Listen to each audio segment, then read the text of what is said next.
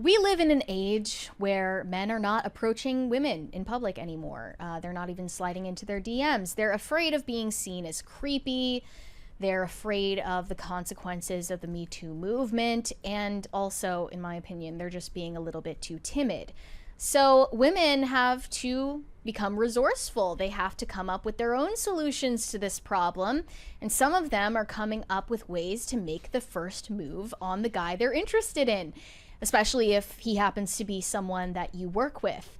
So this is a bizarre idea, but I'm willing to entertain it as a possibility. They're stealing men's lunches in order to get asked out on a date. Is this the grown woman's version of a boy pulling on pigtails at a playground? It's just, a reason to talk to someone, if you're walking up to... Oh, is this yours? I am so sorry. Yeah. If you're walking up to your female coworker to accuse her of stealing your food, well, it's still a conversation. Yeah. Who knows what could happen? The possibilities are endless. And this was spread by a TikToker named Nicole, talking about the current state of dating in New York City. She was the one who presented this idea, and it got a lot of attention. So let's take a look. Got it here. Here we go. Guys, the dating scene is getting so bad in New York City that I am seeing on TikTok there are girls going into Midtown during the week and stealing Finance Bros salads for lunch. And then looking their name up from the salad order on LinkedIn and then messaging them through there and being like, hey, oh my god, so sorry, I grabbed your salad. Like, let me just make it up to you and buy you a new one. And that's how they're, like, sliding in, which honestly, smart. Why are we stealing men's salads? Like, why can't they just come up to us at a bar? Like, why is it getting to this point? Men, just please step up, or your salad's gonna fucking get taken. Your lunch is gonna get taken every week. Like, I'm seeing girls get so creative these days. Like, they're making bracelets with their phone numbers on them and giving them to you guys at the bars. That seems like a really bad idea. Who knows where it could end up. They are taking pictures of you sneakily and then being like, hey, oh my god, making it their phone screen, and then being like, hey, can you take a picture of me and my friends so you can see that your picture is their home screen? All just different ways to try to talk to you guys, because you guys don't come up to us in New York City, and it's crazy. Like, I know there's so many beautiful women, like, just go up to one of them, buy them a drink. You guys have money, you live in the city, you can buy a drink. Stop being cheapos. Yeah, it's because they're Stop being cheapos. I hate this woman, and I've never met her. But, like, just it's the attitude that I actually hate. What do you mean by that?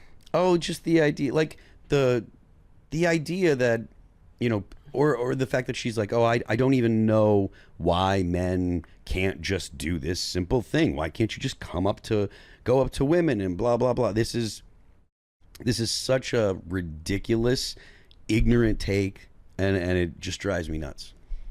So you mean she should be aware of the fact that... She should put a tiny bit of effort into understanding that there are other people that experience life differently to her. Like, there's tons of dudes out there that talk about this kind of stuff all the time. But women aren't interested in listening to dudes at all. Women aren't interested in dudes what dudes think or how guys feel. They're not interested in how guys feel. They're not interested in what guys think. They're only interested in what will this guy do for me. And that's exactly her attitude right here. Mm-hmm. It's 100% the attitude. She doesn't give a crap about like what guys experience or what guys go through or what it's like to be a young guy nowadays. She's just like, why aren't you doing what I want? Like an absolute scumbag. Well, she did say she is not personally resorting to stealing men's food, but she's heard that this is becoming a trend and is considering it. I have to applaud just the creativity of that alone. I wouldn't have thought of that. That's quite... Of stealing the lunch? Yeah, I mean, I wouldn't have ever thought of that. It harkens back to it's the type of thing you imagine hearing from like a married couple who has a creative story about how they got together. Meet cutes. It's a very, Meet cutes are a thing of the past. Unfortunately, it doesn't sound real to me. It sounds like a Hollywood writer's idea more than a real person's idea of how people actually get together. She says she knows women who do this. I don't know what to make of it. But to what you said, Phil, I am interested in men's perspectives about this, and I've read a lot of them and listened to a lot of them, and I just disagree. From the bottom of my heart, I disagree with the idea that men are hesitant to ask women out because of Me Too. Usually what they say is, it's because of Me Too. I don't want to catch a case because I came up to a girl at a bar, whatever. I don't think that that is tethered to reality.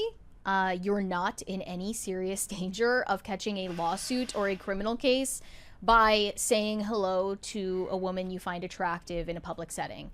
Yeah, you shouldn't be engaging in high risk behavior of hooking up with random strangers that you don't know she doesn't and have no reason to trust. Do you think she doesn't engage in those type of high risk behaviors? Do you think that the people that she's thinking should be coming up to her, do you think she thinks those people would not be engaging in high risk behaviors? Or do you think that the people that she actually would want to talk to, she wouldn't engage in high risk behaviors or wouldn't want them to engage? I'm not saying that she or the men she's interested in wouldn't do that. I'm just saying the risk in hooking up with a stranger is real. The risk in talking to a stranger is completely something that you blow out of proportion in your mind, especially for men in their 20s these days. The worst case scenarios that they're coming up with about what could happen if they talk to a woman that they find attractive at a bar or wherever is totally fairy tale level. I mean, you're not going to get sued for saying hello to a woman or offering to buy her a drink. That is absolutely insane. Do you think guys are only worried about like legal ramifications? I'm talking about their explanations, which I think are insane. They are the ones saying it's because of Me Too. My perspective is that's a really flattering way about saying to everyone, I'm too scared to talk to women because rejection terrifies me. Yeah, okay, so I basically agree with that. I think when guys say Me Too, they're not thinking of it as just legal repercussions, though that they do think that's possible. And because of the way that the internet is, feeds people information, because of that, I think that they think that it happens more than it does. But I do think that the more common ramifications of like being embarrassed, being made fun of, possibly being put on blast, put on the internet, filming something and putting it on the internet and embarrassing you. I think those are the things that they're more concerned with when they say Me Too.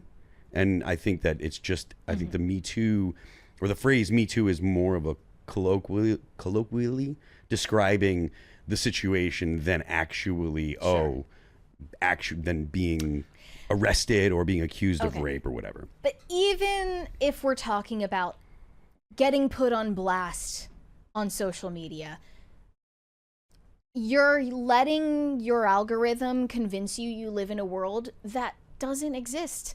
Going up to a woman at a bar, do you think she's about to pull out her phone, start recording, and say, "He's raping me, he's raping me"? Again. I mean, that's just not going to happen. But you again went to the raping stuff. No, I'm just saying, I'm making a joke. But you think she's going to start recording and being like, "Look at this creep, he came up to me at a bar. Everyone on TikTok, go find his LinkedIn page and make him lose his job." Like, that's not real. Jumping to the losing the job thing. Like, the point that I'm making is just embarrassing them, making a fool out of them, not legal repercussions, not lose your job, not these kind of bad things happening in your life. The point that I'm making, because dudes, when they're young, they're very sensitive to being embarrassed. They don't want to be embarrassed, and it's embarrassing enough for a woman to say no, to shoot you down. Then throw in the possibility that maybe she filmed it, or maybe she does film it, or whatever kind of other scenarios that they can make up in their mind. Add that into the fact that people are generally not socialized the way that they used to be because of the internet and because of smartphones. You're not going out and trying things and failing and learning things on your own. Like, when little kids have to be allowed to try to do things, mess it up, and figure out how to do it. And nowadays, parents will spend so much time doing everything for the kids that kids are not resilient. When you do, and that's been the way for all of Gen Z. They've been essentially bubble babies. You know, they're the whole world has been made flat for them. You know, snowplow parents and stuff like that. And when you have a generation that's raised like that, they're not resilient enough to take the slings and arrows of reality. Kids bring their parents to job interviews now. Like, so these things are the problem. And sure, so maybe guys are catastrophizing and they're thinking, oh, this terrible thing could happen. But the reason they're catastrophizing like that is because they're not resilient. They don't have the ability to say, well, she didn't like me, no big deal, can go to the next one. It's a major injury to their ego and to their self-esteem. And when you can barely get up the gumption to go out into the world and look the cash register, the guy at the person at the cash register in the eye, you know, trying to talk to someone is far more difficult. Trying to talk to someone, especially when you're like, oh, maybe, you know, see if she likes me. It's just more difficult for kids that are not properly socialized. And I'm not saying this is a good thing. I'm not saying this is the way it should be. I think that parents should actually spend more time socializing their kids and letting their kids go out and play and do things that are where they're going to fail and fall and hurt themselves and learn that it's not the end of the world. But her perspective doesn't give any consideration to that. It's, oh, I'm this great thing, and why don't men know it, and why aren't you coming up to me? And if you don't, well, you're a loser, you're this, blah blah blah blah blah, and all these things that are automatically all these aspersions that are cast onto guys. I think that her perspective is actually the unrealistic one, or is more unrealistic than the guys who are self-conscious and expected to go and do all the things for the girls. Like, I just think that her perspective is very self-centered and very much doesn't think of what it's like to be a young guy nowadays. No, I agree. We have a couple of 20s. Weary Traveler said Phil is 100% correct. And another from B. Mauser, even a short neutral video posted to TikTok or Facebook post can be embarrassing and damage friendships, jobs, etc. Okay, I completely grasp what you're saying. She doesn't really develop a theory of mind for the men in these scenarios, and everyone needs to think about something from another person's perspective and step into their shoes. And I agree that she's coming at it from a totally self-absorbed view of these interactions. But I also agree with what you're saying about the way Gen Z has been socialized, or actually not socialized. Yes. And the fear of rejection in young men today is so much more severe, I think, than any previous generation of men. I mean, that is a universal human experience. The fear of rejection, that's something that we just have, but it's been built into something so monumental. Yep. And it is unrealistic on the part of the guys to assume that those scenarios are going to take place. It's also unrealistic of the girls to assume that everything in dating and interpersonal interactions with the opposite sex is going to go the way that they please. Now, it seems like women have thought, okay, I guess we have to take matters into our own hands. And they also, being human, fear rejection and have difficulty, processing it afterwards. I came across this example of a woman who took her friend's advice and decided to make the first move on a guy at a bar, and it did not go her way. And this was what she posted after the fact. Here we go. I think I owe the men of the world an apology. Let me explain. Before you What's come the to my fist comments. for? Yeah, I don't know what that is about. I always think to myself, why don't men just approach women? Why? It's not that hard. Just say hi. Just say hi. Your hair is pretty. It's not that hard, right? Okay, she can't understand her own gender if she thinks walking up to a woman and saying your hair is pretty. Like, can I have a piece? There's 30 years of Like, what is that? 30 years of movies of people being portrayed saying that exact thing is creepy. Yeah. So 100%, okay, let's 100%. continue. Well, last night I learned it is hard, okay? And let me tell you what happened. So I'm just sitting at the bar with my buddies, just having a fun time, and in walked some men who were attractive. One in particular, I was like, wow, he's very handsome. So I'm chatting with my friends who are all male in this conversation. I'm like, what do I do? Because I don't really approach men ever, but I also don't ever get approached. So anyway, I'm thinking to myself, how bad could it be? So they suggest I send him a drink. And I'm like, brilliant. Oh my gosh, I've never done that before. That's so smart. So I sent him his drink of choice, which was a Corona with lime. Whatever, should have known. Anyway, so some time goes by. That's her own defense mechanism creeping in. And he has not acknowledged that I've sent this drink. So I'm like, okay, I guess I'll just go over there. I walk up and I say, hey, how's your beer? You know, I like bat my eyelashes, you know. And he looks at me and he goes, oh, you sent this?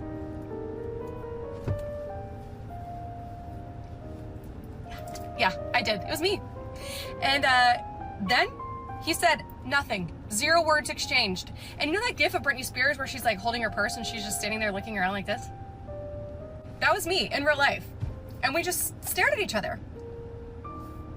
And I said, okay, enjoy your night. And then I had to turn around and march my way back to my little bar stool, just wrapped in rejection. And now I have to think about that for the rest of my life. How many, like, and, like, the... So, gentlemen, I'm sorry. That shit sucked. Like, dudes, for a dude, that's actually like, all right, well, that was okay. Because guys, like the first, or the one of the most common rejections, like, sure, they could smile and laugh and say, no, thank you. And that, you know, that would be nice. That's actually probably the preferred rejection. But like, it is completely realistic to think that a guy would be like, hey, and the girl would go, ew. And that right there is far worse than just saying, oh, you sent this? And then not saying anything. Like, I mean, literally, ew. Like that kind of stuff is completely within the realm of possibility. Yeah. You know? I think, you know, maybe people are beginning to understand each other. It reminds me of that Jordan the Stallion, like, TikTok where a woman goes, like, ask a girl out. What's the worst that could happen? He goes, no.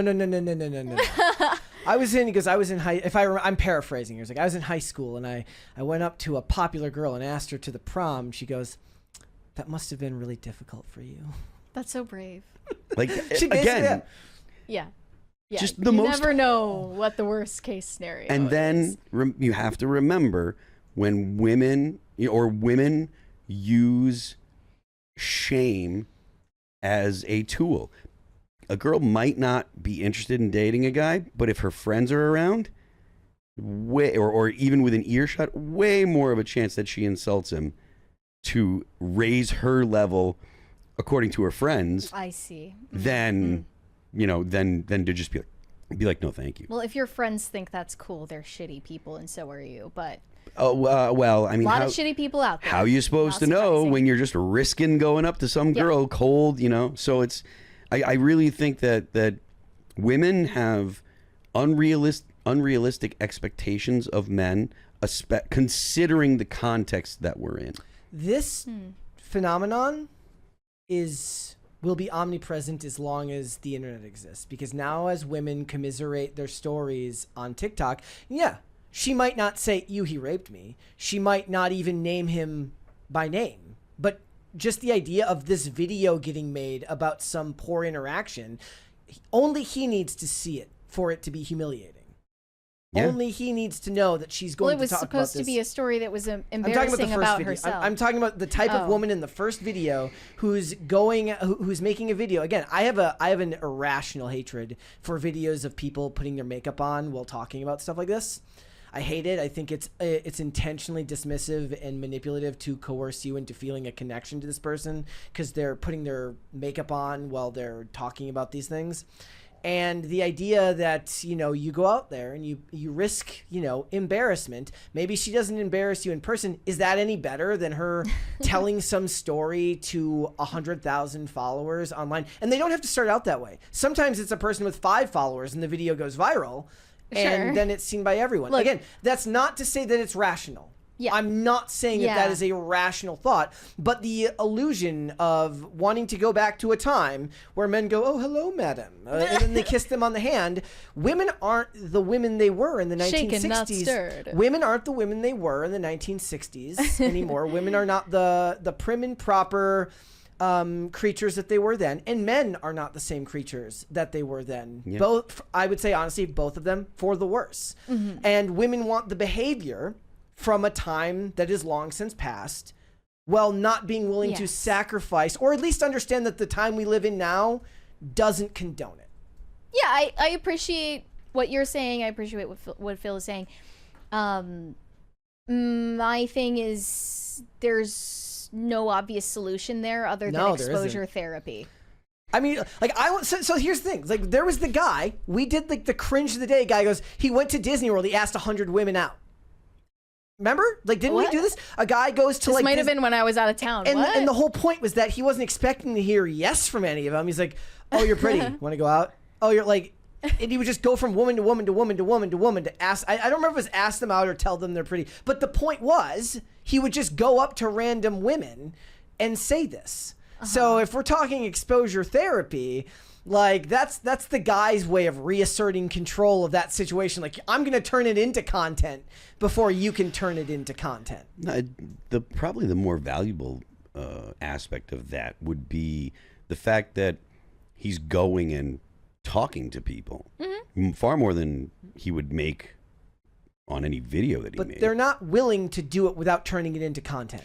Just to be fair, I see just as many videos of women telling their stories about creepy men as I see men with smart glasses recording their cold approaches to women in public. I've never seen that, but they shouldn't be doing that. Just as many of those types of videos recording strangers as I see women telling stories about the awful dates that they've been on. And both of those people are bad. And they're all despicable, and everyone has room for improvement. Okay, the most black-pilling part about the article about this was, like, it says, dating apps are dead, DMs are creepy, and no one approaches anyone in the wild anymore. Well, if you can't even muster up, like, a well-written approach online where theoretically you have an even like worse chance of success because there's a gazillion people who have the ability to send a DM and are probably more bold there than they are in the real world. Like, if you can't even muster up a well-written DM to court a woman on the internet, your chances are even less good in the real world. So what does that leave? Church? Is this what they're going to say? Church? We all know that that's, from everything that I know, from the people that I know that are religious, that's not the answer either, because they're not hanging out in church anymore. That's why my best advice to anyone asking me, of all people, for dating advice, which I find ridiculous in the first place, is just to be open and not to compartmentalize your dating life and your social life and your professional life in these little clean, neat boxes, and just to be open to saying yes to literally everything. That's the best advice I can muster up.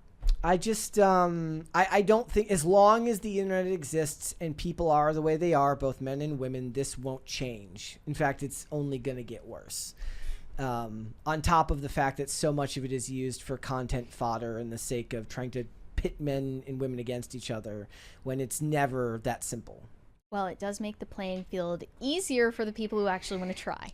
Thanks for watching. Listen to full episodes of Pop Culture Crisis on Spotify. Keep up with us on social media and make sure you subscribe and ring that bell so you never miss the show. Bye, guys.